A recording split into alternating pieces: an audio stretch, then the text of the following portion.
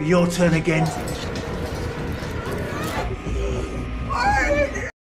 तो आज की इस कहानी में आप देखने वाले हो कुछ ऐसे दरिंदों को जो लड़कियों का दूध निकालते थे और ये सब कुछ वो कैसे करते थे और उस दूध का क्या किया जाता था, यही हम आगे देखने वाले हैं। तो कहानी स्टार्ट होती है और हमें एक डॉक्टर दिखाई जाती है जो एक लेडी का ट्रीटमेंट कर रही होती है। तभी वहाँ पर एक आदमी आता है। वो आदमी एक गार्ड होता है जो उस लड़की को अपने साथ एक डार्क रूम में ले जाता है जहाँ पर उसके ही जैसी बहुत सारी लड़कियों को पहले से ही लाकर रखा गया था। उनकी हालत जानवरों से भी बदतर होती है और उन्हें एक छोटे से पिंजरे में बंद करके रखा जाता है। हम देख पाते हैं कि उनकी ब्रेस्ट पर एक अजीब तरह की मशीन लगाई हुई थी जो जबरदस्ती उनका दूध निकालती थी। उस लड़की को बंद करने के बाद वो गार्ड एक दूसरी लड़की के पास जाता है और उसे उस केज से निकाल करके जबरदस्ती उसका मिल्क निचोड़ने लगता है और फिर जब वो उसका सारा दूध निचोड़ लेता है तो उसे वापस केज में बंद कर देता है। उसी रात एक लड़की के पेट में बहुत जोरों से दर्द होने लगता है और वो दर्द की वजह से चीखने लगती है।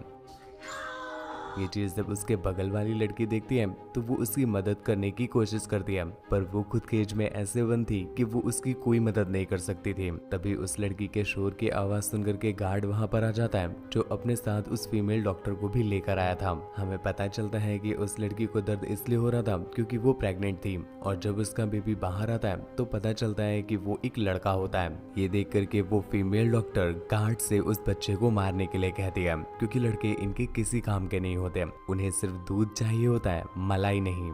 अगले दिन उस लड़की की तबीयत और भी बिगड़ने लगती है क्योंकि डिलीवरी के दौरान उसकी बहुत ब्लीडिंग हो गई थी, पर उन लोगों को इस चीज से कोई फर्क नहीं पड़ता और वो सारा के गले पर पट्टा डाल करके उसे अपने साथ ले जाने लगते हैं। उसी रात एक और लड़की की तबीयत खराब होने लगती है। उसका नाम विक्टोरिया होता है और उसके नीचे से पानी आने लगता है। ये देख करके गार्ड जब उसे चेक करने के लिए उसके केज में आता है तो विक्टोरिया उसके चेस्ट पर लात मार करके उसे नीचे गिरा देती है। उसकी ऐसी बहादुरी देख करके केज के सभी लोग बहुत खुश हो जाते हैं और जोर जोर से चीखने लगते हैं, पर विक्टोरिया उन्हें शांत कराती है और उन लड़कियों को आजाद करने के लिए उस गार्ड से चाबी निकाल लेती है।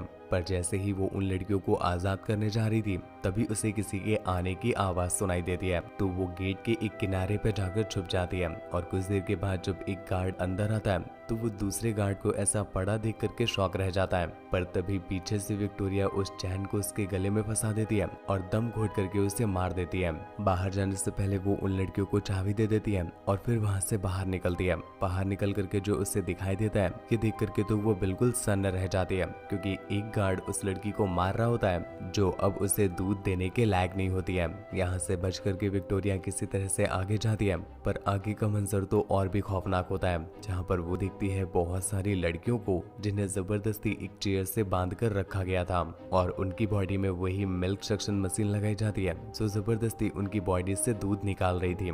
इसके लिए उन्हें तरह तरह के इंजेक्शंस, ड्रग्स और टैबलेट भी दी जाती थी ताकि वो ज्यादा से ज्यादा दूध को प्रोड्यूस करें और कम समय में इतना एक्सेसिव मिल्क निकालने की वजह से ही उन लड़कियों की ऐसी हालत हो गई थी।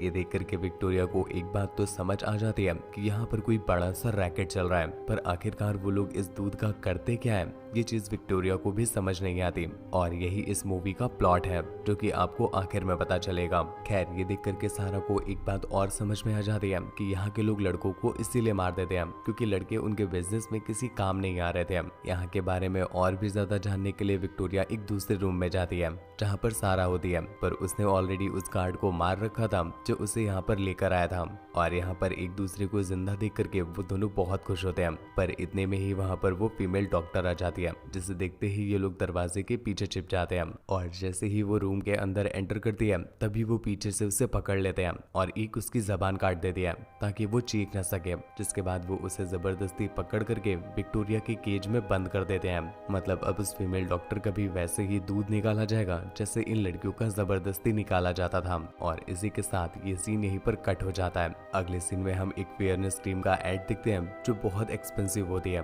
और उस क्रीम की टैगलाइन होती है द मिल्क ऑफ लाइफ, जिस टैगलाइन के साथ ही ये मूवी यहीं पर एंड हो जाती है। आई होप आपको समझ में आ गया होगा कि आखिर उन लड़कियों के दूध का किया क्या जाता था।